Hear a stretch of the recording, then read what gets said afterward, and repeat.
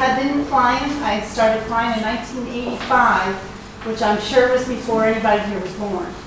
And I've been flying in some capacity ever since. It's still very difficult because there's so few women still in aviation. Women just don't have the desire to fly like men do.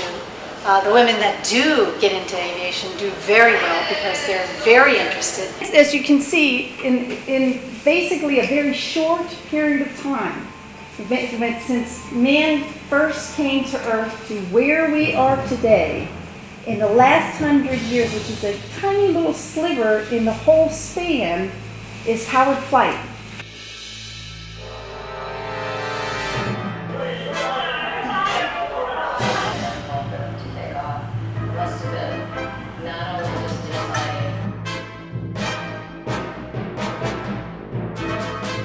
Notice here, pedals, pedals, pedals.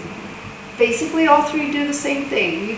Everybody thinks of pedals in a car, and it does something different. That's what makes it so much fun to learn. Take your hands and put it on the yoke. Okay, so now here you are flying. Now do this. Okay, push forward. Now you're looking at the trees and the cars, and they're getting bigger and bigger and bigger. And that's because you're going to dive. You're going down.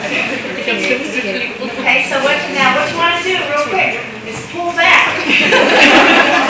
And the very first day of flight school, they take you out to the flight line and teach you how to pre-flight and put you in a helicopter, and then they say, okay, take off. Now you have an instructor sitting there with you that's going to save your life because you're like, yeah! And take off and fly. This is the only day in flight school that you will not be graded. So imagine getting a report card every single day you come to school. And that's what we went through for 9 months.